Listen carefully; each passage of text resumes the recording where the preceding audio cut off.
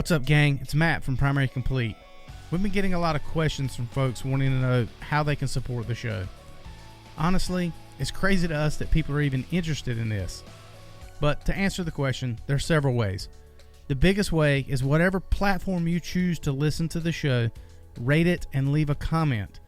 The more 5-star ratings we get and comments we get, the more our show is exposed on these platforms. Another is just talking to your friends.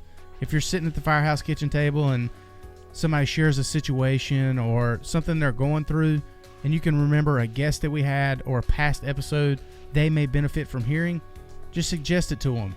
Lastly, if you feel so inclined, there's a donation link on the Primary Complete podcast website. We can't possibly say thank you enough for all the love and support that you have sent our way.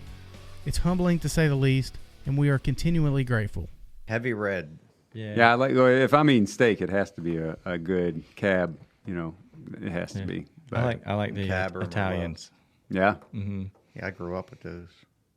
I'm Italian, believe it or not. I am. Yeah, I'm same. Are you almost sure all you're not Italian. talking with your hands? It's a spicy meatball. That's a spicy meatball. Oh, Yeah, trust me, I grew up in a very traditional Italian family, like really traditional. Like the women were in the kitchen, the men sat there, got served. Play bocce ball. We always had a set of bocce balls. Right. My grandfather had his own special cloth napkin that he would get. Had Sinatra on in the background. So. Where at? What part of the world? Well, I'm outside of Philadelphia, and that's where I grew up. But my mom's side of my family originates from like Bloomfield, Newark, New Jersey, it's basically straight out of Italy up there. So, I spent a lot of time up there when I was a kid. So. Yeah, we actually taught. We've taught a lot at Bloomfield Fire Department, whether it's my Firefighter Success or Firefighter Functional Fitness together. And he's like, "Hey, we're going to go down a couple blocks, and I'll show you where it was. At your grandma's house?" I took him the first time we went up there. It was pretty emotional, actually. I mean, took him up there. One day after class, we went and hopped in the car and I drove over to my grandfather's house that I used to go to when I was growing up. Yeah. When I was like this big, and there it was, exactly like I, remembered it. And my mom, she went to high school with the Four Seasons. Oh wow! Up there, not Frankie Valley. Yeah, I was going to say the Four Seasons band. So they're all from up that area. Yeah, it's pretty cool stuff. Is anybody else in your family in the service? My dad. Okay. Pretty much everybody on my dad's side was either volunteer or career firefighter, police officer, or whatever. Okay. I grew up in a firehouse. Yeah. Like before I even went to school. I mean, my earliest memories are climbing around fire trucks, and like my uncle. He's actually my great uncle, but he was a city of Chester fireman, paid driver. He actually, if you ever research it, if you haven't heard of the Wade Dump Fire, it's a chemical fire that happened down in Chester like a long time ago, but he was a victim of that. That's pretty much everybody was at that fire died of some weirdo cancer that. Damn, that's terrible. Yeah. So for me, it was just kind of part of my life from as early as I can remember. Interesting. Yeah. Yeah, you sound a lot like Gary. Gary's got a lot of that deep service throughout his family. However, I think me and Steve share. I'm first generation. Like first generation. I'm first generation. Steve's first generation. Mm-hmm. And I don't usually ask questions when I'm doing this, but I'm always interested to know how that happens. Yeah. Right? Because I don't know any other way. I don't know how. Like I live in it. I almost didn't have a choice. How does it happen that nobody influences you? You just decide. Well, my dad influenced me from not becoming a lawyer. He was a lawyer, and he said, "Don't get a job where you bring your work home with you." Which now, as a captain, is kind of hard to walk that line of not bringing your work home with you, right? Dealing with off-duty stuff. But he was a workaholic and always working off duty when he wasn't at the office. He was a city prosecutor for 40 years and one of the most successful in St. Louis. My uncle, his brother was a detective, and his other brother was a cop. in St. Lucie. So they were all in different aspects of kind of law enforcement or upholding the law and all that. But for me, I was actually going to be a high school Spanish teacher. And I said, I got into my junior year of college in my bachelor's degree for Spanish because I've always been a teacher and wanted to teach people, right. whether it's drum lessons, music, or it's Spanish or it's fitness or leadership or whatever. So for me, I got to my junior year and I was like, I don't want a job where I'm behind a desk 9 to 5. I don't want something Monday through Friday. I want to be outside.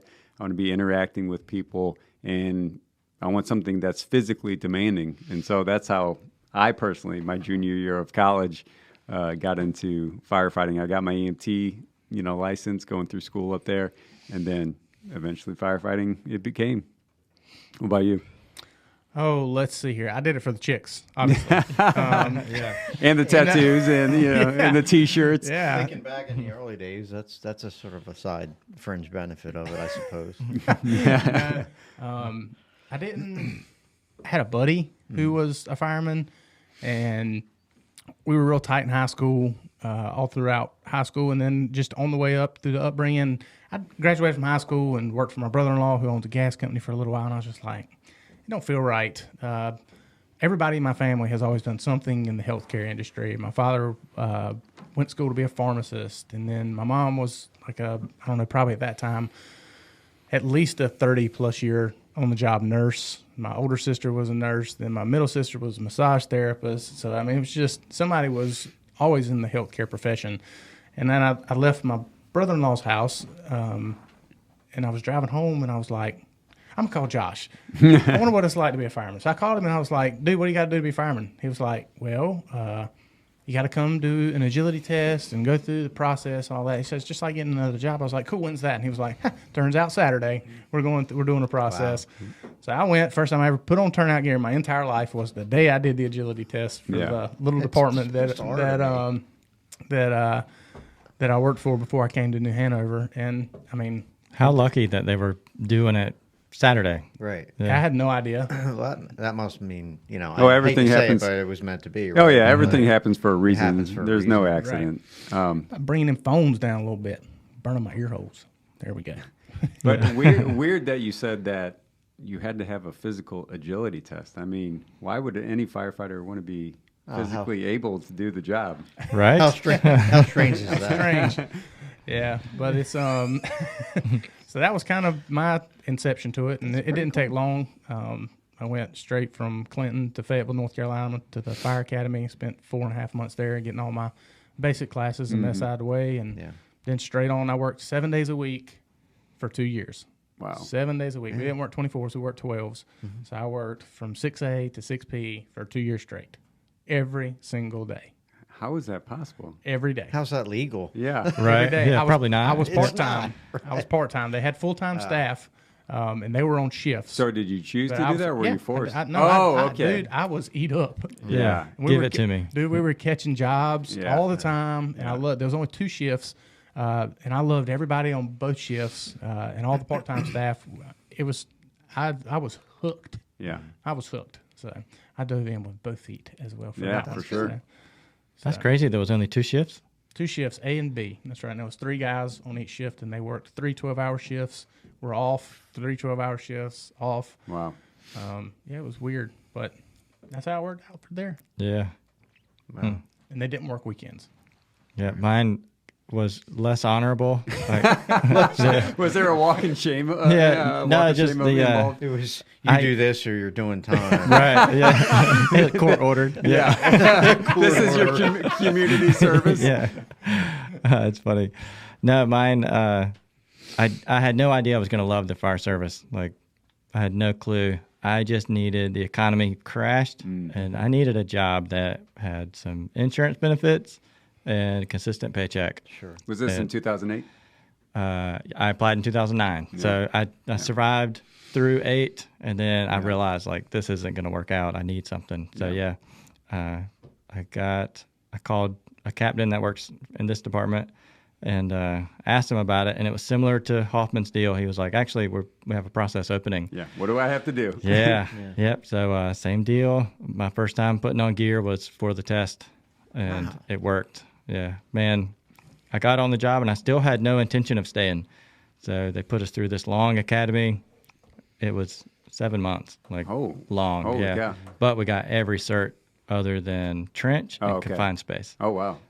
Yeah. So like EMT, everything. Everything. Yeah. Yep. Okay. Yeah, well, that takes up a chunk of it Yeah. right there. Yep. My fire academy was 11 weeks, and it was only firefighter 1 and 2. There was nothing extra beyond that. Yeah, they trained us, but once I got on the truck, I was like, "Oh, this is awesome." Yeah. Yeah, and that whole feeling of I got to get out of here or do something different, gone. Yeah, the hook was set. Yeah, good. And with any job, as long as you like the people you work with and you have a good crew, I mean, that's really what makes all the difference. Absolutely. Absolutely. There'll be bumps in the road. Yeah, There will be, but you have to look at the big picture and see. Overall, is this a lot of people want to do what you're doing. Yeah. You get to do what you're doing. No kidding. And there's a line around the corner down the block of people that'll take your job in a heartbeat if you decide you don't want to do it, right? Yeah. So, That's what they tell us. Yeah. Yeah. Yeah, that's Well, what keep they that say. perspective. Yeah. I wish I could show you a picture. My first year at Wrightsboro, they took a picture of me sitting on a pile of stuff in the bay, and I weighed like 158, maybe 165, somewhere right in there. I'm talking like itty bitty. Yeah. And finally, I ended up like Erskine. We had a guy in the department that was probably similar to you guys as far as like wanting to share the wealth and see people achieve goals, And so I climbed my way up and ended up in the 180s. I was so excited. Then, yeah, and then got some good gains. Yeah, it's Good. really improved me as far as my usefulness to everybody. Sure. So, yeah, being fit and strong has wild benefits. Well, it's but it's like you got to find that sweet spot, and some of it's your body type and your just who you are. But you do need to be strong. You do need to have some weight behind you, but also you don't need to be a massive hulk of a human being either. Because I think that, my opinion, I think that serves to work against you as well.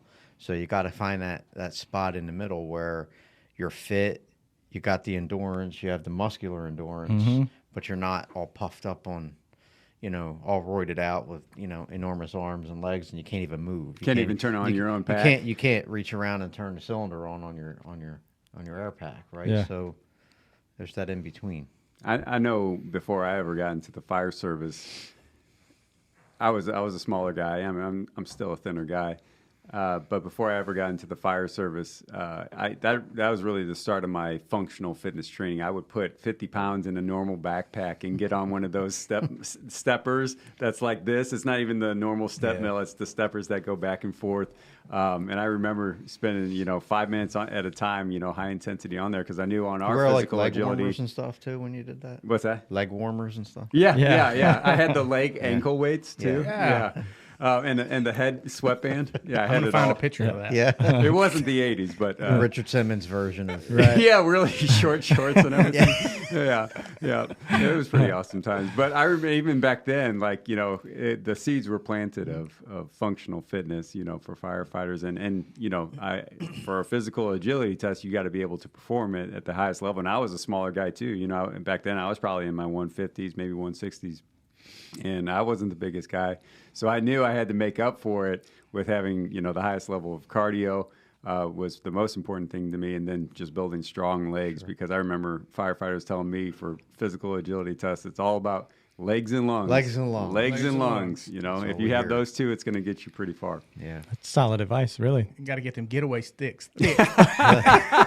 Legs and lungs. Tree trunks, baby. That's it. Getaway stick. Yeah. Well, mine is the opposite of you two because mine was on the other side. I was really bad overweight and then probably still could stand to lose a few pounds, but that's kind of where my body likes to be is where I'm at now. Good. But I think the heaviest I ever was I think 278.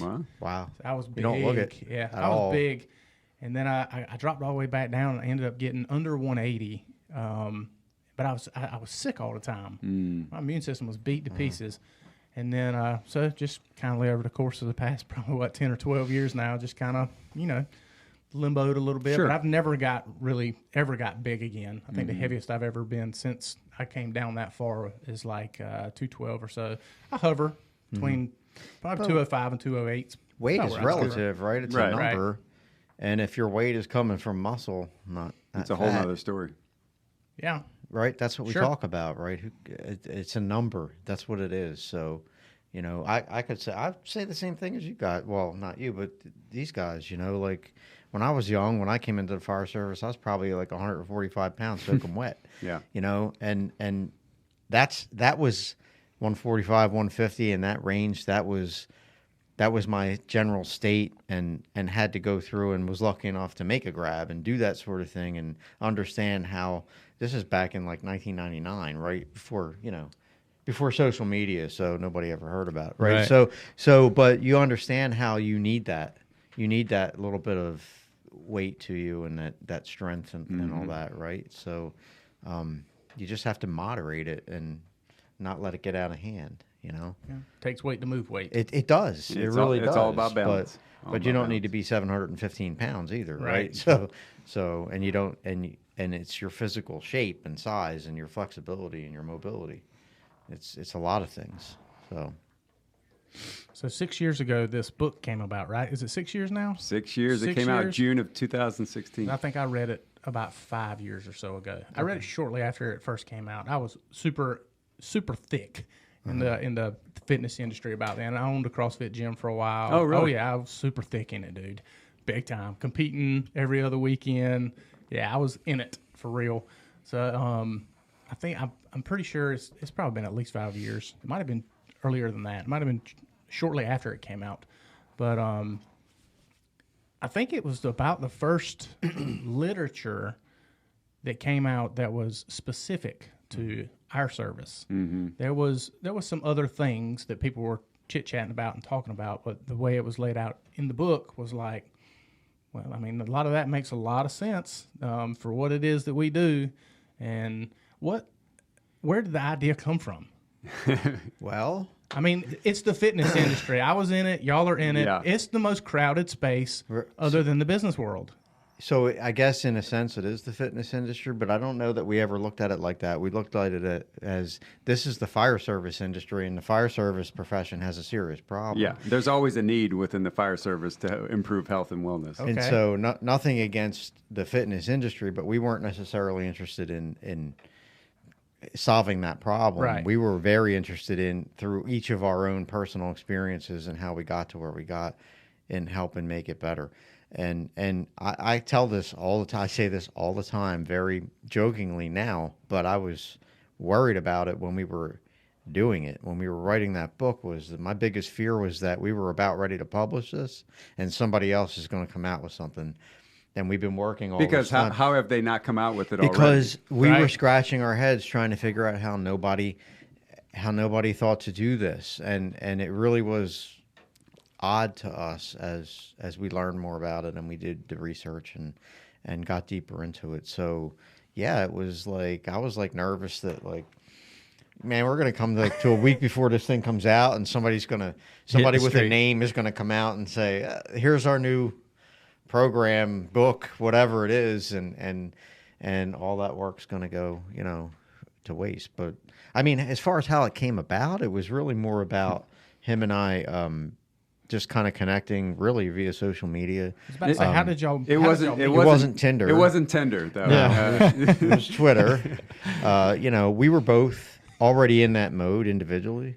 Trying to be thought leaders, promote health and wellness in the fire service. Each of us had our own angles, if you will, but we kind of connected and said, well, you seem like you're doing the right thing. Maybe you think I am too. Maybe we should try to write an article together, see what happens. And that's how it really started. It all started with one little article for Fire Engineering Online. We wrote an article called 4 fundamentals of firefighter functional fitness. And so if you've read the book before, you're familiar with it with our class. We have our 4 pillars. So the 4 fundamentals in that online article became our 4 pillars, which are physical fitness, recovery and rest, hydration, and nutrition, which are, obviously firefighter functional fitness is not only about fitness, it's about a comprehensive approach that has all the other things that are important for firefighters as well. And so we wrote that article for Fire Engineering Online, and it was their most popular online article for that year.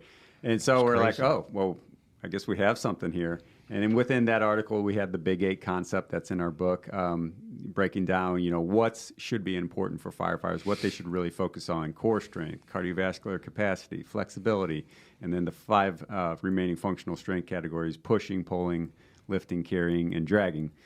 So that was all in that article. And so what we decided to do next was write another 8-part online series about that Big 8 concept, breaking each of those down into their own article. And so that's when we started writing that. We started thinking a little bit on our own. And then I think I said to you, I was like, this needs to become a book. And I think we both said it, right? We're like, this is crazy. The more we get into this, we need to write a book. Yeah. And then we both laughed it off. We kind of laughed it off a little bit. Right. And then we were like, okay, let's do it. And so we did. We went through independent publisher, Firefighter Toolbox, who I was doing some online blogging for, just not even fitness related stuff. It was other, tactics kind of stuff with Firefighter Toolbox. And so we signed on with them, and it took about a good 10 to 12 months writing, revising over and over again, because this is the first book we ever wrote, and we never set out to be. We never set out to be authors. We just, you're just sharing and writing what you're passionate about. So it's not like we're like, oh, we're going to be fitness authors. We're going to be, national presenters. And Dan's been over to the UK sharing our stuff. So. We never thought that any of that would happen, but like we said before in the conversation, everything happens for a reason. So as long as you follow your passion and share your message and it's good, it's going to resonate with people. Yeah, the message is important. Obviously, that's the most important thing. But working with this guy has been, I mean, nothing but a pleasure since the start. Like, it's kind of weird almost, if I could say it that way, but. I mean, literally everything we do, everything we've done from the start has been a true 50-50 split of the work, holding each other accountable, picking each other up when you get to – look, when you write a book, you're not always having your best day. You're not always so motivated. Tell you, you're like, all right, now what do I have to write, right? And so we really did – if you take those chapters, if you open our book, I can point to – probably the 11 of the 22 chapters that are in that book and say, these are the ones that I was the primary author on. These are the ones that Jim was the primary author on. And all we literally did was we volleyed back and forth. Yeah. I would write something as a primary author, send it to Dan. He would put his spin on it, things I didn't even think about. And that's why it's great to have the partnership of what he's going to bring into the relationship and to the conversation of what should be important if we're talking about core strength, right? Hey, think about this. Another great thing within our working relationship is that, I am the social media guy, so I do all of our social media stuff basically. Thankfully. I would say 95%. Right. Yeah. And I also did all of our, with our class, our workshop, all of the PowerPoint and, all the pictures, the videos, and all this stuff. Yeah. And so those are 2 things that he would hate doing and not want to do. He does all of the background stuff, that doesn't get seen at all. Yeah. I mean, all the kind of office work, setting up workshops, doing contracts, figuring out where we're going and teaching next. Just all the stuff I don't want to do. So it's pretty good. You pull on your strengths, right? I mean, and that's a strength of his. It's natural to him. And being, I'll say, a tenured fire service veteran, I see the importance, I know Jim does too, but the importance of reaching the fire chiefs and the training officers and all that, and having had those connections and that network really has paid off because, I know we talk to a firefighter when we write the book. We want you as an individual to take better care of yourself, but we still got to get to the fire departments too. So we have a unique blend of that, right, that we bring together. And it's worked out well. And, I do the stuff he hates to do. He does the stuff I hate to do. And it works out There's well. just never been an issue with it. Yeah, and there's and never that's- been a big bump in the road or anything. Yeah, yeah, it's been fun. Yeah, there's definitely something magical about getting buy-in from the top. Yeah. Oh, and that's essential, right? Yeah. And with your organization, I mean, that's crucial. I mean, to have us come in and to teach, right? A whole department. Yeah, a whole especially. department, which is crazy, you know, and off duty too. So that's so important to make sure that you have that buy-in from the top. And sometimes with fire departments where there is no culture of fitness, it's because there is no buy-in from the top. There's no support, you know, whether it's financially or, you know, emotionally or whatever it is. They don't believe fitness is important for firefighters, but obviously that couldn't be further from the truth. Yeah, it's a shame. But honestly, like in the case of New Hanover, I've had interaction with Chief Hall for years. So these things, they come about not so fast, right? We're not the glamorous part of the fire service here. Everybody agrees that this is an important thing to do, but when you put us up against the big name speakers that want to come around and talk about leadership and attitude and all the other, which don't get me wrong, is all needed. We're not the sexy. We're not there yet, right? It's changing, Yeah.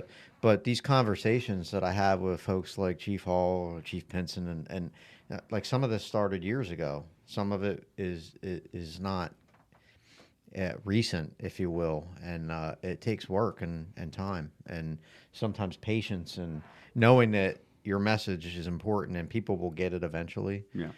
I told somebody today in the workshop just off to the side that it was actually one of your peer fitness trainers that we were having a side discussion during a break. And I said, you know, we've been doing these things for 5+ years now, these workshops, and I can feel a palpable difference in the attitude of the places that we go. Like when we first started going to these fire departments around the country, it was, let's see what this guy's about or these guys are about, and we'll listen, you know, and you had to do a lot of convincing. And if you take from 5 years ago to now, there's a much more positive attitude when we do get to go out to these places, and there's much more buy-in now, just in general across the country. So I think we're seeing a change. And I think going back to, you know, the book came out almost 6 years ago, and everything happens at the right time for the right reason. I think that was just the right spot for the launching point to really blow up the conversation about fitness in the fire service, because we were starting to have more conversations of CrossFit for firefighters or CrossFit in the station, right? That was right around that time when CrossFit was really becoming popular with firefighters, as you spoke about before.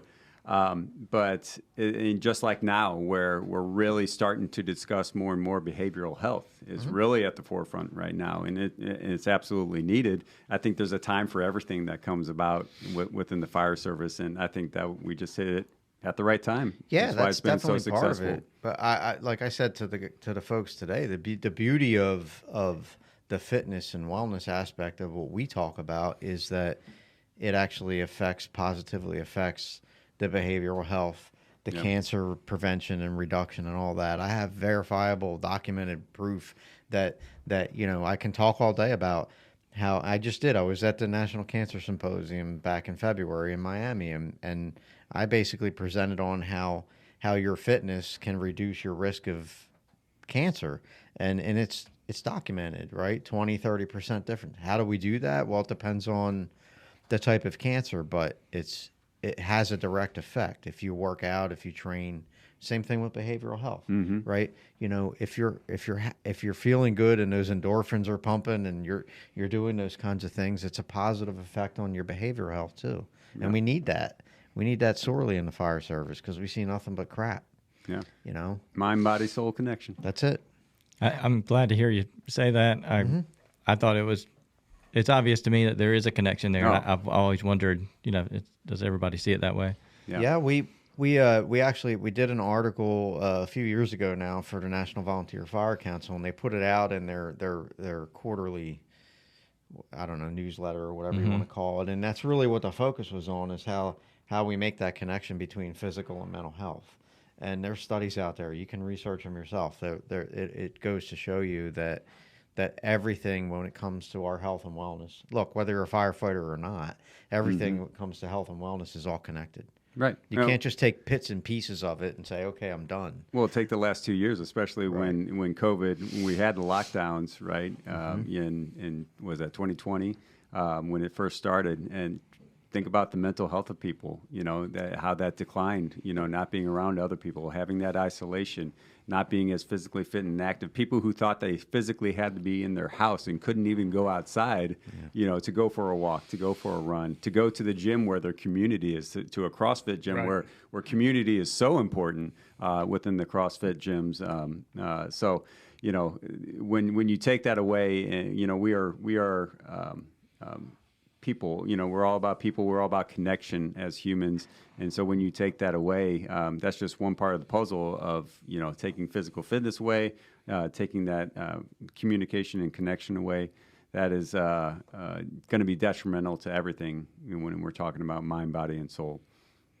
And it's chronic. That's the thing, too. Like, I can speak from that perspective that I look back on my career. It's almost 4 decades now. And the things that I saw and still continue to see, the things that I've done, but also the positive, the changes that have occurred in the fire service from literally a cultural and national level, wearing your air packs and actually breathing the air in the cylinder, right? Things like that. Silly things like, we shouldn't be riding on the back step of a fire truck anymore. Well, when I joined, we were. When I joined, we were using our air packs for emergencies, quote unquote. Only for emergencies. Yeah. And at that time, if you told somebody that had been in the fire service for a while that we're going to change these things, they would laugh at you. Mm-hmm. And so I feel like that's what we're doing now. Yeah. This is a legacy project here, right? You're not going to change the health and wellness culture overnight. But like I said, going back 5 years, 6 years to now, I see big differences. Right. So maybe in another 5 or 6 years, maybe we don't even need to do this anymore. Maybe it becomes when guys like you are leaders in your departments and that's already been instilled in you from the start. Maybe we don't have to go around and tell people, hey, this is what you should be doing. Yeah. And it's all about culture change. And, 30 years at my fire department, if you were working out, you would get made fun of. Yeah. And that's probably most fire departments. It's like, what are you doing? Why do you want to be fit? And so people would make fun of you if you're running or doing something around the station, where now it's just part of the culture and that's just what you do. I know you went to the fire academy, kid, and you learned all that fancy stuff, but now I'm going to show you how it's done here at the station. You have enough guts to stand up to the senior man, right? And when he tells you to just sit down on the bench and relax and save your energy because we might get a fire later, are you going to challenge him on that, right? That's still a no, thing. you're not. It is still very much a thing. Yeah. It is. So that's why, unfortunately, I say attrition plays a role too. Sure. Right. So we need to be patient. We're making good progress, but some of it is just going to happen over time. You can't change a culture. You infuse new ideas into a culture. Right. And frankly, there's a lot about our fire service culture that I wouldn't want to change anyway. Sure. So agreed. Yep. You infuse the right ideas into that and let it sort of naturally permeate, germinate. And the good ideas come to the top. That's it. Seems like your motives are in the right spot if your goal is to not be needed. Yeah. Like if True. That's a good way of putting it, right? Yeah, and that's the thing is, like, there are other, great advocates of fitness out there and wellness, and we're of the attitude, we need more of this. Sure. You're not our competition. There's no competition in what if someone we do. else comes out with a book or workshops or whatever they're doing, awesome. We can't reach everybody, and the way we say something, may not resonate with everybody, and the way that someone else will say something will strike a chord with them and resonate with them. So, we like to say a rising tide raises all boats. It has to. We have to all do it together. There is no competition when it comes to fitness. Yeah, and if you want to look at it that way, like it is important. It's maybe somewhat gutsy to say, but when you're trying to do something that you're trying to work yourself out of, then maybe that resonates with people too. The credibility or whatever it is, the that you see as on the other side of the table. I don't want to have to do this forever and ever. I just really do care about everybody, being healthy and less people dying of, things that we could change and fix. And if that means that eventually we don't have to do this anymore, I'm good with that. Right. I'm good. Right. It's fine. I don't believe the fitness side of things in the fire service is really something that I would consider taboo. I think if you explain the importance of it to any person who has the capability to function in between their ears, they will understand the importance of it. However, it's hard. It's uncomfortable when it's happening, and it's way easier to come up with an excuse not to do it or to say I've got too much to do or something else. And I blame that partly on the service itself, especially in our department, is there's not any accountability to it. You don't do your EMS Con Ed, what happens? You lose your certification. If you don't do your Con Ed in anything, you lose it. What happens if you lose it? You ain't got a job. Yeah. Right. I mean, right. There's a consequence that's to right. that, right? Well, okay, so I choose to be overweight, or something happens and I get overweight to where I'm not able to perform my job to the peak of what my expectation is. So what? Yeah, and there, Personal I would accountability personally agree. is hard. Agree that there needs to be minimum standards across the board. Absolutely. And it's funny that you kind of mentioned that because we have a class called 11 Steps to Creating a Culture of Firefighter Fitness. And one of the things we talk about and the questions we ask on the slide up on the screen, because usually we're teaching this class at FDIC, and one of the questions we ask is fitness encouraged, mandatory, or even allowed? Because at every fire department, there are different levels of that. Sometimes it's not allowed, and Dan has had plenty of experiences with chiefs that view fitness, especially on-duty fitness, as a liability. Sure. You're going to get injured. You're going to cause greater workers' comp claims, right? And that comes. I mean, but it also comes with drilling on the fire ground, throwing ladders, forcing doors, advancing hose lines. It's part of our job. We're physical, and yeah, sometimes we're going to get injured, but our goal is to reduce that amount of injuries as much as possible, whether it's physical fitness or it's on the drill ground. But yeah, there is a wide spectrum within the fire service of whether fitness is encouraged, mandatory, or even allowed. But getting back to the discussion of mandatory fitness standards, I mean, does the military not have them? Right? They do. I mean, right? Exactly. So, I mean, That even word's if frowned upon in this room. Yeah. Mandatory. So mandatory. I understand that. not part, mandatory right? But overtime, but mandatory physical I would fitness. go back just not to disrupt your train of thought, but like I have a pretty hard line view of the word minimum too. So Sure. you know, I'm happy to tell you that minimum standards, especially in the fire service, are one step above incompetence. Yeah. Right. So your minimum standards, especially when it comes to your own health and wellness, ought to be pretty stringent right off the get. But that's the starting point. That's getting you in the door. Your minimum standards for fire training for the skills that you need to perform when you go out on the street. Do you just stop after you get? No, of course not. Hopefully you're going to 3 or 4 levels above that, right? Right. Well, there's motivation to do that. Why isn't there motivation to not die? That's what we try and provide is that motivation to not Right. die and to take better care of yourself. So it's a comprehensive approach, needless to say. To Yeah. not die. That's really funny. Well, But it's true. I mean, it's true. I mean, it is. we know what kills us. We do. Right. I mean, if you're strictly talking about on-duty deaths, on-duty fatalities, that excludes cancer and suicides and things like that is just as bad. But if you're talking about what kills us when we're on duty, it's by and large, it's stress and overexertion.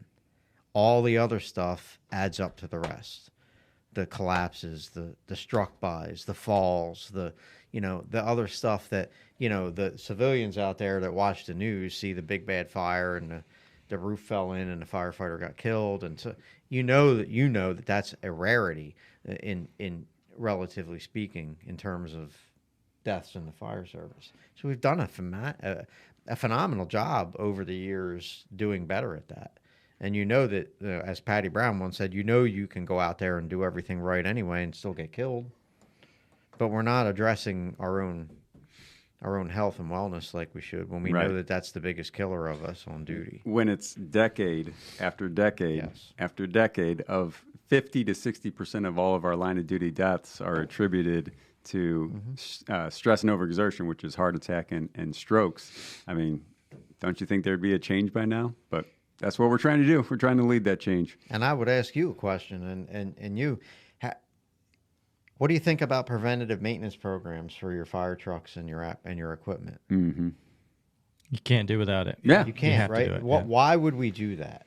What are some reasons why we would establish preventative maintenance programs for your apparatus and equipment? It's pretty simple. It keeps them operating at peak performance. It extends their longevity. It reduces repair costs, right? Mm-hmm. Sure. Makes them safer, too. And makes them safer. So we need to prioritize our own people the same way we prioritize our equipment, because those same things, that's what we're trying to get across, right? If you want to talk about money, I'll talk about money with you. We don't cost as much as them. They do. I'll be happy to talk about money. You want to talk about a cancer diagnosis.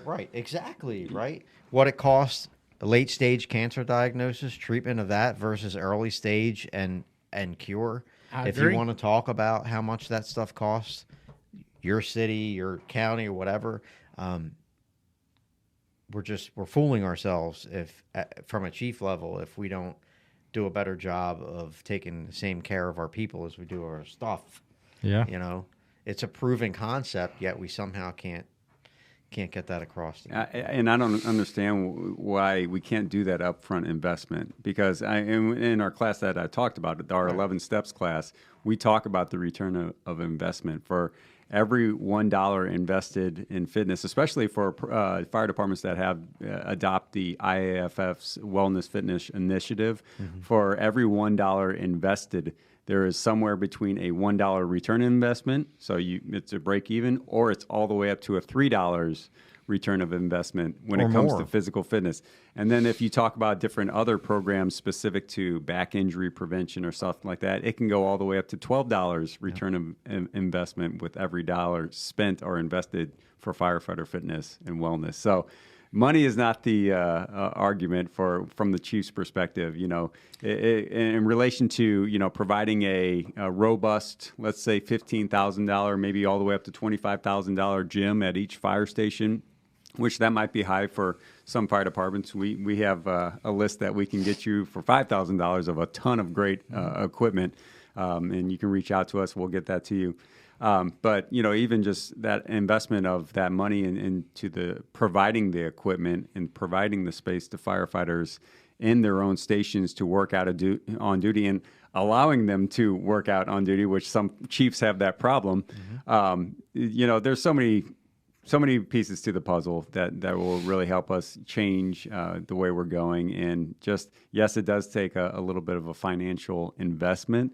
But more than that, it takes support from the top, like you said, more than anything. Yeah, we've had pretty good support in the last several years. Yeah, I would say right now our biggest stumble is still scheduling things that are going to happen in that workout time. Like everybody works out in the morning, but we still schedule things like, hey, by 8:00 be here or be there, or truck displays, stuff like that. And I get there's needs, but to your point of how important it is preventative maintenance on the stuff, it is nice when we can prioritize that time. Like when you do PM on the truck, it gets taken out of service. Sure. Yeah. Completely. Yeah. So. Well, and to your point, that's a prioritization issue at a little bit of a lower level, at an operational level, right? Where even departments that place a higher emphasis on health and wellness still sometimes struggle to fit that in with all the other stuff that happens. Look, we're here to run calls. That's what we're here to do. We're here to train, right? I get it. We're here to do community risk reduction. Those are important things, but at some point the health and wellness needs to be a higher priority than some of the other stuff that happens on a daily basis in a fire station that come up that you can't predict. You still have to be able to say, well, we'll get to that later. If you have a regularly scheduled time period where you work out, then you need to do everything you can to make sure that happens. Yeah, protect it. You do. And that's kind of like the next step of the prioritization. First step is actually acknowledging that we need to do this for our people. Right. But now when we do it, stop making excuses about, well, this gets cut out of the schedule today because we have to go do that. We have to drive this truck over there and drop it off, and we have to go pick up the mail, and we have to drive it over here, and somebody's got to go downtown for this. And I've been there, I know. Often's got to go back to HR. All that stuff, right? All of that stuff gets put above the wellness stuff, you know. And so that's like the next step, and that's more of an internal conversation, I think, that needs to happen. But ultimately, I don't care. I'll be the one to say it. There's not a single thing that we've talked about so far tonight that's anything more than an excuse. That's all they all are. Because for every reason you give me that you can't do this or you can't do that when it comes to health and wellness, I can give you 10 reasons why you should, and it's nonsense that you can't. I can show you how to do it. But what if I don't have the equipment? I can show you how to do it. I have a body and I can work out with body weight exercises. What are you talking about? I don't have a treadmill. I can show you how to get the sure? money. I can show you how to get your people to get physicals, even if you can't provide them. I can name it, and I can give you an alternate path. So you have to want to do it. Yep. How much emphasis do you place, or how much value do you place on routine? Can you place a higher emphasis on routine, right? Discipline.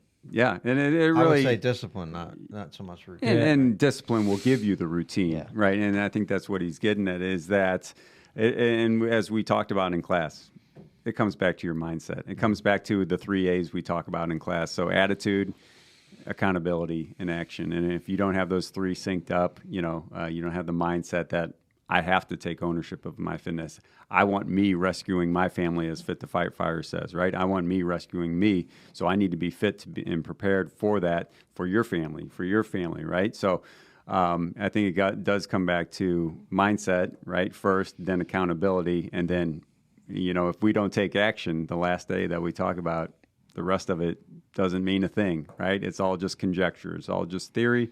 And so getting into that routine for me personally, like you're saying, starts with what Dan said, mindset and discipline. And once you have those two things down, the rest is easy. We always say that fitness is 90% mindset and then 10% just physical execution. I might not I definitely don't feel motivated to work out every day. I should, but once you get started, once you get in the gym and you get those endorphins flowing, and especially when you're done, you're like, oh man, I'm so glad I did that, right? And hopefully you can drag someone along on your crew into the gym with you. Yeah, and that was my favorite chapter of the book to begin with. He'll tell you that attitude, accountability, and action. We can give you, and there's others out there as well, like Jim had said earlier, we can give you every tool, all the knowledge, all of that stuff. We can give that all to you, whether you read the book or whether you have us for a workshop or we show you how to do. The one thing that we literally cannot control is your own attitude and your approach, right? That's the one thing we need from you. We need you to actually, and you know what? Showing up at a workshop, showing up to listen and to take it in, even for some of the people that you can tell they're skeptical. And so that's a huge first step, right? If we can get you in the room, I think we can convince most of the people that need convincing, but that's the one thing we can't control. We can give you all the tools. It's that saying, you lead a horse to water. Yeah, lead a horse to water. We can give you all the tools. From a firefighter level all the way up to an organizational level, we can do that. But you got to be the one that does it for yourself. Yeah, the discipline's really only needed for like the first 3 weeks. And then it's, like you said, habit and fun. Yeah, routine. Building those habits, building the routines to help you be successful. That consistency, discipline, and consistency really go hand in hand. Yeah, the hardest part is walking through the door. That's right. Right. Yeah. Right. Yeah. Getting started is always the hardest part. True life. Have y'all seen much progression as far as the physicals and stuff like that goes? When it comes to what we're being tested, are you talking about medical evaluations? Yeah, medical evaluations. It's first of all, people need to understand that that's really the most important foundational component of a health and wellness program. Anyway, I can talk to you all day about working out and training and the right equipment, all that, blah blah blah blah. If you're not doing that, if you're not doing the physicals, and you're not doing the ones that we need to have done, then that's where you need to start, right? And what we're seeing is, and we continue to learn, excuse me, is we're going deeper and deeper into the causes and the things that affect our bodies, right? So a true physical has to have cancer blood markers. It has to have full body ultrasounds. It has to have the chest X-ray. It has to have that stuff because of what we do.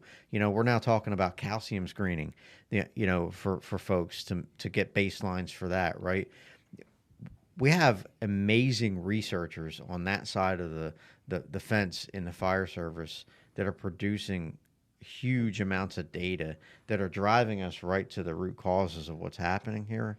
And we just need to do something about it. So they're even doing post-mortem studies on firefighters that have died in the line of duty of heart attacks and so forth. We're seeing in 70 to 80% of these firefighters, we're seeing enlarged hearts. We're seeing left ventricular hypertrophy. We're seeing this stuff as chronic conditions that can be addressed by physical fitness, by better nutrition, by getting annual medical evaluations, creating a baseline of good health. If you want to have the best chance, worst case scenario, you get diagnosed with cancer, and you think it's occupational cancer, don't you think it would be a good idea to have a baseline of good health, a record of an annual medical I've been healthy year after year after year. This didn't happen to me until I came on the job. 7 years, 10 years, 12 years after I came on the job. There's so many reasons why that's the most important thing to do, and it continues to grow. The components that are in NFPA 1582, if certain people have their way, there's going to be more components to it, not less. But it's for a good reason. Yeah, right? and I think one of the best things, and we talk about it in the workshop today and yesterday, one of the best things that can actually get checked, and it's one of the most simple things that can get checked for firefighters, is their blood pressure. And we talk about that in the workshop, that if you have uncontrolled hypertension and you're a firefighter on the fire ground, you have a 12 times greater risk of sudden cardiac death, right? Uncontrolled hypertension. And we say, what percentage of it is in the fire 75%. service? 75% of uncontrolled untreated, right? Yeah. So simple things just by going to the doctor. I'll even go another step further. I mean, I'm sure everybody's familiar with Billy Goldfeder, and the man has a good message to share, right? You're going to go get a blood work done, right? Make sure you're getting a PSA. It doesn't hurt. It's not anything more than you're still getting the needle in your arm and all this, but it's the single most important early detection thing that we have available to us to detect potentially prostate cancer, which is an incredibly curable cancer if you catch it early, right? He has a story to share. I had a scare with that. Like, thankfully, it didn't turn out that way, right? You have to do that stuff. Do it. If you are his message now is, if you are 40 years old or older and you're a firefighter, you need to get your PSA checked every year. Yeah. I have a question about that. Sure. Is there any reason to not let the guys start monitoring their PSA earlier? No, I mean, I'm not a medical doctor. I'm not gonna. Sure. I'm not a researcher. Yeah. I'm not gonna say why at a certain age we should do it. But general population, PSA might not be something that your doctor tells you to start looking at until you're 50. Yeah. Right. Colonoscopy, right? Used to be 55, 50. Now it's coming to, right? Listen, I've had one, and I can tell you it's the best sleep you'll ever have in your life. So I highly recommend it. But no, seriously, we need to be doing these things. And if you, for some reason, have a concern that maybe you want to check it earlier, then you should. Family history. Yeah. I had family history, right? I'm under surveillance for the rest of my life now for prostate cancer. And I welcome that, because I don't want to have to deal with it. So if you're 35 and you think you need to do it, then by all means do it. Yeah. You might find this funny. It probably going to sound a little bit funny, but I was having an argument with our our doctor that does our physicals, used to do our physicals. And he was a gigantic fan of the finger, loved the finger, right? And he would start at age 18 and up. And I'm like, hey, boss, why won't you let us check our PSA before 40 if you're so happy to do the finger routine? And he didn't have a good answer for me, but he would not sign off on checking the PSA early. That's strange. Yeah, his motives were not in the right spot. I it 100% doesn't sound like believe they that. were. Now that you say that, I don't. No, if in my book, I think you're your own best health advocate. Nobody else is going to do it for you. I agree with you. If you have 100%. any reason whatsoever to do that, then you should do it. Yeah. If you have to pay out of pocket to do it, you pay out of pocket That's to right. do it. Yep. It's that important. And it's the simplest thing. It is the simplest thing to do. It literally doesn't affect you one way or the other, especially if you're already getting a physical to begin with. They've taken the blood. They're just checking for one more marker. That's it, right? Yeah. It's a no-brainer. Mhm. Unfortunately, in the fire service, that doesn't always mean. Right. Yeah, it's been. I don't know if it's included in our physicals now. I'm not sure if it is, but we have another guy, local guy, Dr. Frank, good friend of ours. He's been on the show as well. He's a endocrinologist, and we all go see him. Sure. And he does this. I think I go twice a year. I think we all go probably twice a year. Yeah. We get this humongous, extensive blood work done. So he takes 4 vials of blood, and I can't tell you, but it's a book when you get it back. And yeah, it costs money out of pocket, but it's every person that we have sent to him, they've benefited from it some way, from a hormone imbalance to chronic low testosterone. We've seen that in our department from 21 years old to folks that are well on up in age where you would start expecting it. Sure. Talking 21-year-olds with testosterone levels less than 200. Healthy men, healthy young men. You can't feel some of that. You don't know that. Right. There's things. That's right. There's things that you just can't feel. You got people walking around with incredibly high blood pressure. That's right. People walking around with enormous blockages in their arteries that they have no idea about. They just live with it. They live with it. Yeah. You can't do that. We can't afford to do that. I think one of the things while we're talking about annual medical evaluations that firefighters are scared of is finding out that they have one of these issues that might, they fear take them off the line. Right. And so they don't want to get checked. They don't want to have their medical evaluations individually, whether it's with the fire department physician, if it's an optional physical for them, or with their own primary care physician. I think that's one of the factors is that they're scared that something might pop up and it might take them off the line if they report it or share it. Kind of along the same lines with mental health, right? People don't want to share about their mental health or what they're struggling with because they're fear of the stigma of people looking down on them, making fun of them, becoming more vulnerable that way. I could not agree more. And it's the truth, and that's something you can't overlook. You can't push to the side. It's a real thing, right? But we still have to look at it like, would you rather not find out about it and die? I hate to say it, or would you rather find out about it now and let us help you fix it, right? Man, I'd much rather find it early stage and be able to do something about it than find out when it's too late and I can't do anything about it. Right. And I'm sorry, as a fire chief, I've had to deal with that in the past. I've had reports come back to me, not fit for duty.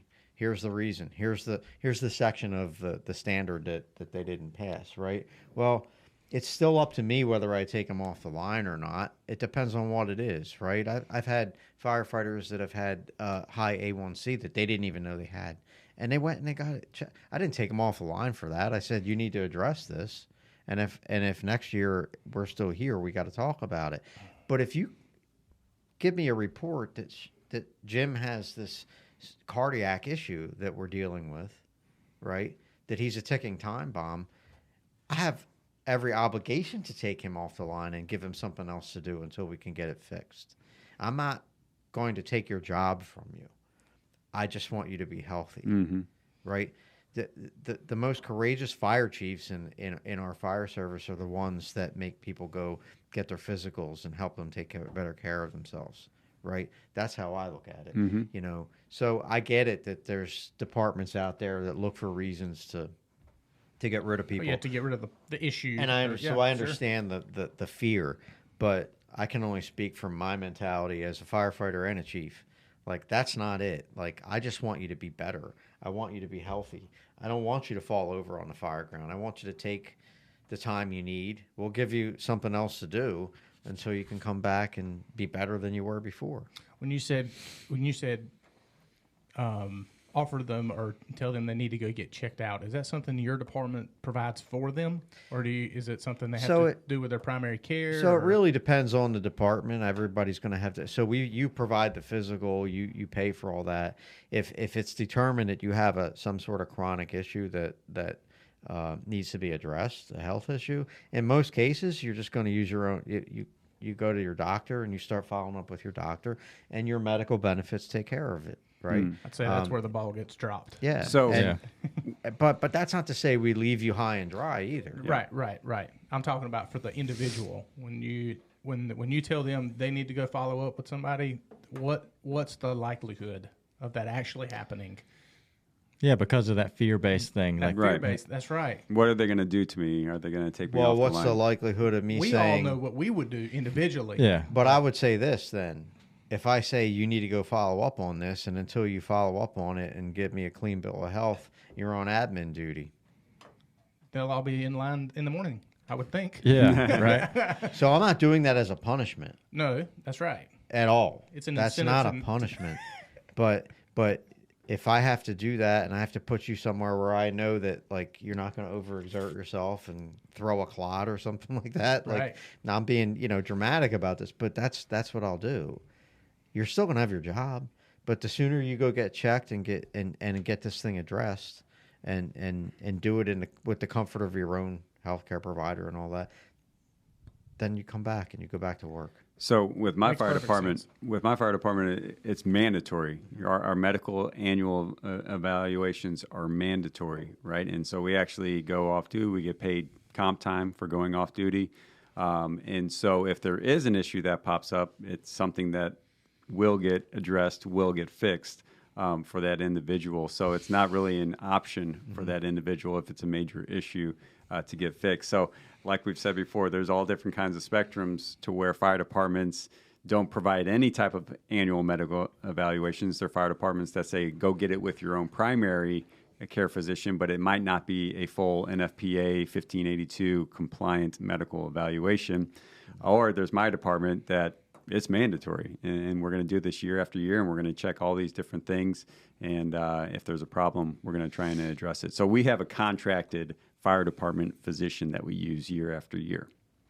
And it's really, I think that's part of it that's incumbent upon a chief is to say, we're requiring you to do this, but we're not leaving you hanging either. We're going to be with you every step of the way. Like, best case, you pass your physical, you're fit for duty, you go back to work. Worst case, you have something you need to get addressed. We're not cutting the cord. We're not letting you go. We're going to make sure that we see it through to make sure you get it. We're not going to make you do something, and then if we find something, get rid of you. Right? That's that doesn't work in my brain. So Right. I don't know how. Right. I understand that it's out there, but Sure. for me, it doesn't work as a firefighter or a chief. So it's hard for me to really.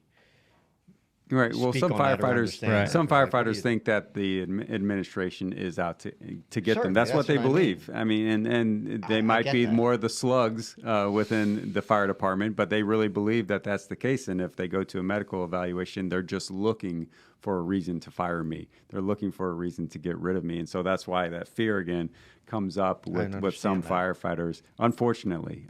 But And that's part of the battle we fight. Is it's not just the fire. It's like I do know that there's fire chiefs out there and administrations out there that take that approach, and it pisses me off. Like to high heaven that still occurs, But again, we're trying to fight that. We're trying to get, hopefully, like I said, in 5 or 10 years, maybe you're all chiefs.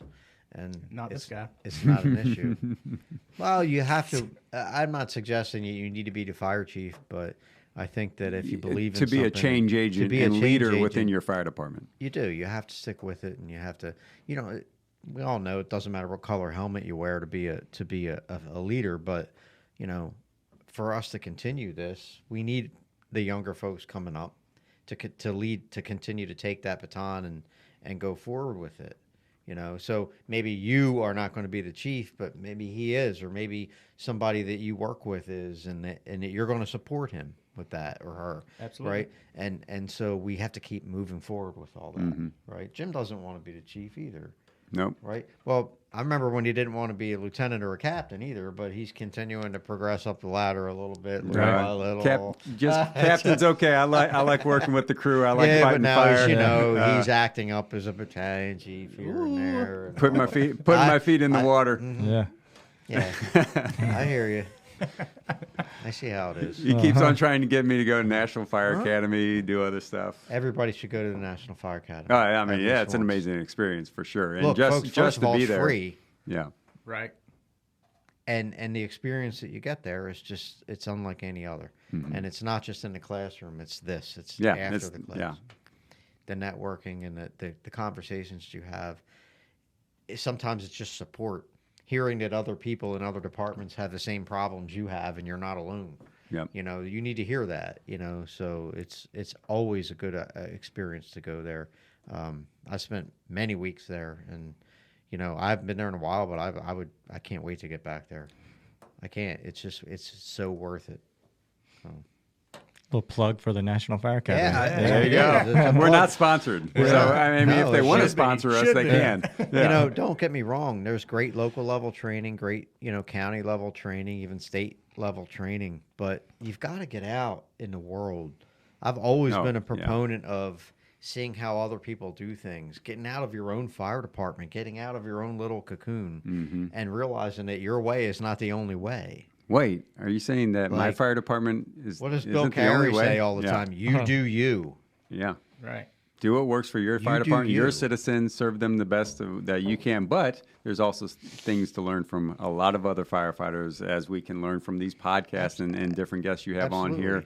And that just happens sharing to be different a place perspectives. that is a good environment for that. Sure. You know, it just does. There's other places that are too, but yeah, since it came up, yeah, I highly recommend it. What's next for you guys? You said We love doing these workshops. We've been dabbling in a couple of ideas of different specific workout books and whatever, but you know, we just love doing the workshops we're doing now. Yeah.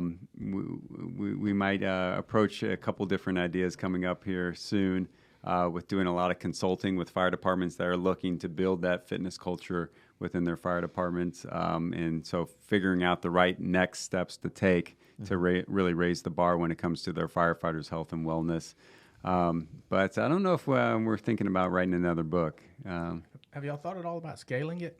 Scaling it? Like having trainers underneath y'all? Because obviously, if you had, this is just my brain working here, if you had more people trained to teach your curriculum the way it is, just like ACE and NASM and everybody else, the more people that you can put out, the further the message gets, which I believe 100% in your morals and what you want to do. And so it seems like getting it out there would be the priority.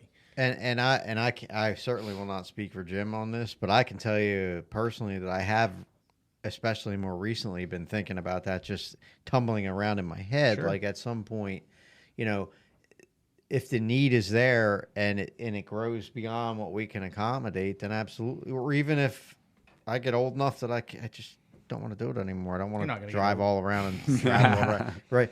But that's certainly something that I would consider is putting people through some training and kind of quote unquote certifying them to train go the out trainer. We all, it's the fire service. We all do it. Yeah. What I think the more immediate goal would be is to just get out there more often and more consistently and do it. And we're lucky. We get to go to a lot of different places. But I don't know that it's at the level where we need to bring on a bunch of people to do it with us. Yeah. If that happens, I'm more than happy. Matt's going to be the first person we call, right?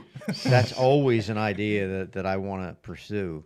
But yeah, definitely looking at some other things like smaller scale, like more specific, like I don't know, like ebooks and things like that is always an option for us. We're always kicking around ideas. There's like that. there's no lack of ideas when it comes to it's firefighter time. fitness. It's all about time. It's about time and doing it the right way. Do you have time to do it the right way? Whether it was by accident or on purpose, I think we set a pretty high standard for ourselves. And I think the book itself, I like to call it timeless, because some of the little statistics and data may change over the years, but there's nothing in that book that's going to change in terms of how you should approach the methodology. So it's not necessarily a book that needs a second and third and fourth edition.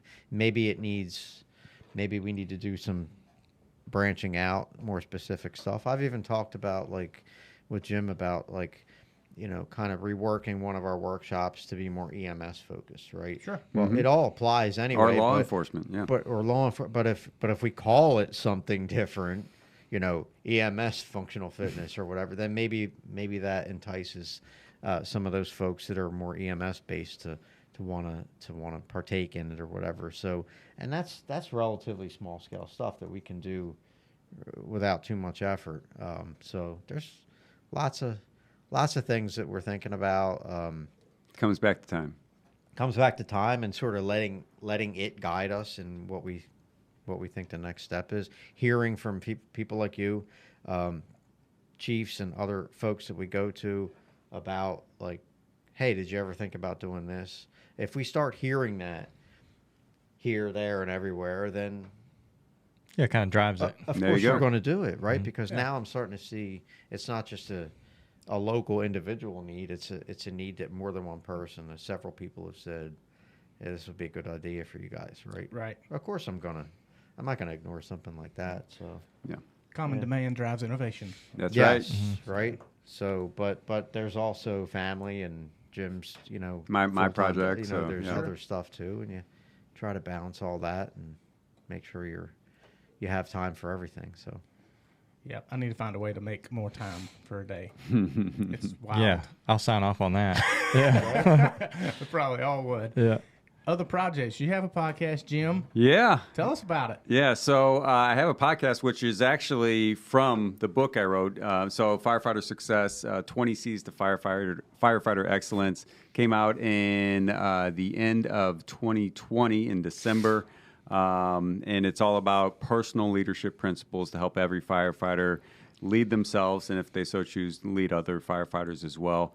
Kind of goes beyond the superficial definition of what most Americans would say success is. Money, rank, power, accolades, and those things are nice. But really, within the fire service, it's more so about leaving a legacy and making an impact on other firefighters around us. That's what our success is really determined by. So that has been a passion project that I've had on the back burner for a long time, and when COVID hit, that's when I really kicked it into high gear, honestly. And it started off as a blog article that I was going to put out a long time ago, and then I developed it into a full book. And so since then, been had a podcast associated with it as well. We're up to about 65 episodes now. Just talking to the thought leaders in the fire service and picking their brains just like you guys do, and it's a fun time. And we get to hear how, my first question for every episode is, what is your definition of success? And I love hearing everybody's different definition for what is success in the fire service and outside the fire service. And sometimes they're the same thing altogether, and sometimes they're different. But yeah, so the podcast is fun. Go around teaching with the book for workshops with that as well. And so just taught a workshop here in North Carolina not too long ago in February. So it's always good to talk leadership, because there's a parallel between fitness and leadership. You have to lead yourself, right? Sure. Before you lead anybody else, before you do anything else, you have to lead yourself. And Dan and I truly believe that an essential component to that leading yourself is taking ownership of your fitness, right? And taking ownership of everything within your power. And for every firefighter, that is definitely taking your fitness seriously. So it's been fun, and we actually got to do in New Jersey last year. We got to do a half day of the Firefighter Success workshop and a half day of Firefighter Functional Fitness. So we got to actually blend the two for 4 days straight for our fire department in New Jersey. That's neat. And the name of your show? Firefighter Success, Where can I the find it? Firefighter Success podcast. You can go to firefightersuccessbook.com, find the book there, and it's also linked to firefightersuccesspodcast.com. But the podcast is everywhere, just like you guys, on Apple, on Google, on Amazon, Spotify, all the different podcasting outlets. Nice. Yeah, he does good work. Yeah. He does. Dan's been on there twice. I was honored to be interviewed by. He was the first guest, actually. By my partner. It was a whole Was it awkward? strange, weird kind of like. Wait a minute, like we usually do these things together. Yeah, we do Now you're, these like, together. actually- But you're I get to interview you. You're Tell me asking all your questions, deepest, I'm like, darkest secrets. Right. Wait a minute. Yeah. Yeah, but no, he's done a great job with it. The book It's has fun. shared a lot with me throughout the whole process. And Dan contributed to the book too. So he talks a lot about in the Yeah. credibility chapter. So every chapter starts with a C, and in the credibility chapter, Dan got to give his 2 cents in that. And really, when it comes to leadership and formal leaders, it does come back to your example, right? It And does. for us as firefighters with our fitness, comes back to our example. Are we leading by example that we want others to emulate and follow? Yeah, no, it's been a lot of fun seeing him, have that success and being able to be a small part of it and all that is cool too. But Absolutely. regardless, it's, when somebody, has a passion for something like we did for firefighter functional fitness, or in his case, the firefighter success. I mean, and you stay true to your word and your morals and your ethics and all that. And I say to a lot of people that, we really just try to stay in our lane. Like, I mean, I could talk about tactics and fire attack and blah, blah, blah, blah, blah, all the things that firefighters argue about day in and day out. I have opinions about that too, but I'm not going to bother with that on Twitter or whatever, because We just keep our side of the street clean. this Yeah. is what we do. We feel like is our contribution back to the fire service that has given us so much, and this is what I think people have come to sort of depend on us for, and that's what we're gonna do, and that's what we're gonna stay, And after I retire and I'm all done, and I'm not like I don't have to watch my words anymore, then I'll just. Then you really let Then I'll go everybody know off. what you think. I'm really going to let you know what I think. But this is where I The think crotchety part of old it- man. I don't want to be that jack of all trades of the fire service. I mean, Sure. I want to be helpful where I can and give back where I can give back, and this seems to be where we're supposed to do it. Yeah. Somehow or another. So that's where I'm sticking with. Yeah, I believe that you can only be a true master of only maybe 2 or 3 crafts in your lifetime. Sure. True master. And if y'all have not reached the pinnacle yet, you're well on your way. So y'all do great. No, I Nice appreciate of you it. to say. That's nice of you to say. Yeah. Y'all do great. Yeah. Should we ask the magic wand question? Do they have time for it? If you have time for it, I'd love to hear it. Wanna be Yeah, we got a little respectful time. of I your have nothing Okay. but time. All right. Well, we like to end our shows most of the time with the magic wand question, and y'all can answer this together or separate. I prefer you to do it separate because it'll be more fun. All right. You got a magic wand, and you can fix one thing to be whatever you want in the fire service. It can be your opinion on something. It can be. We've had some interesting answers come up, but anything you can fix one thing.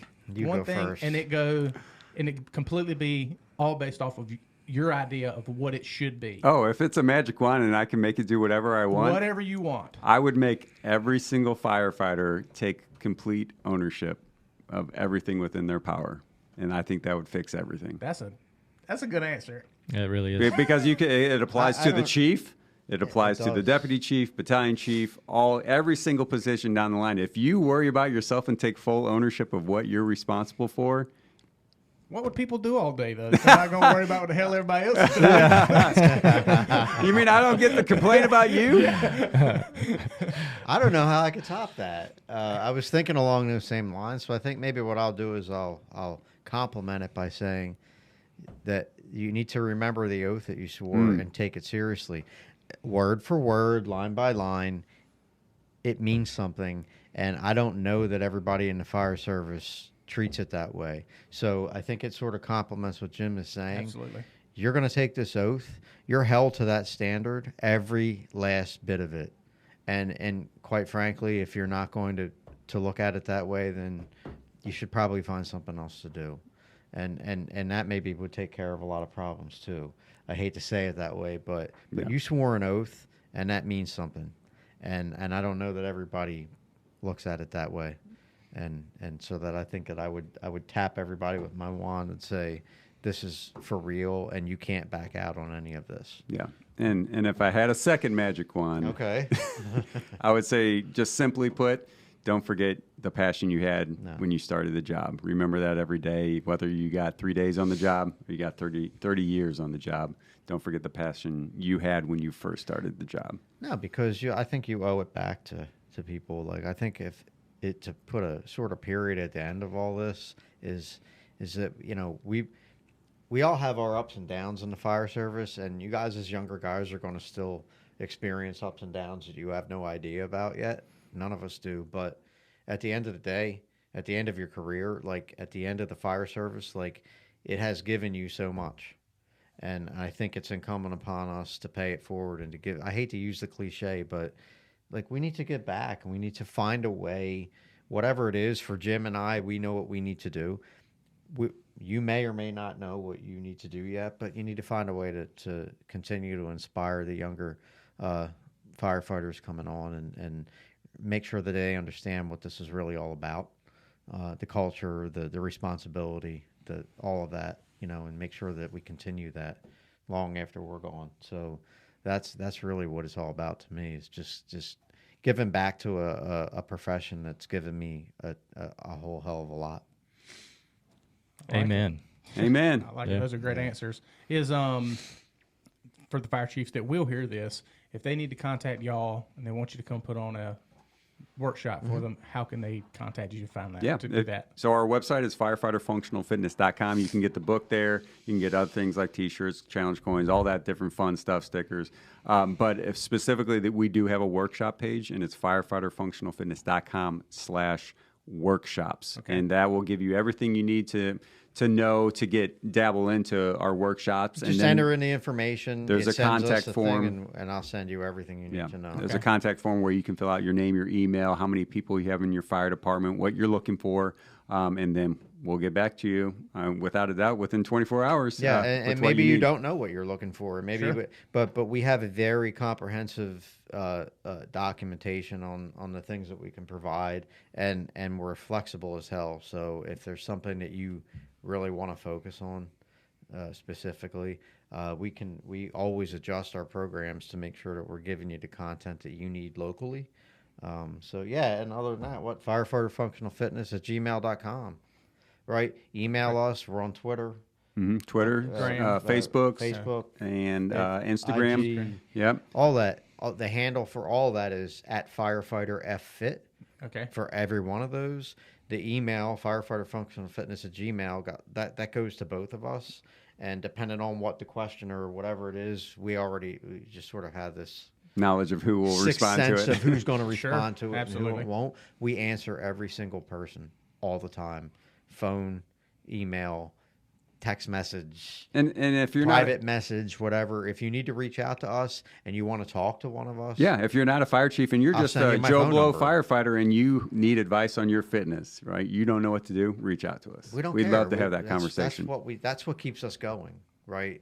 There's times when we do these things where we get into these time periods where like we start to wonder if like what we're doing is worth it or having an impact or whatever, and then without fail, we'll get a comment or a review or a question or just a simple, hey, thanks, your book was great, and this is what it did for me. You helped me lose 100 pounds. Whatever it is, and it just lifts us right back up again, and it just keeps us going. So we love to talk to everybody, and I promise you won't go unanswered if you contact us.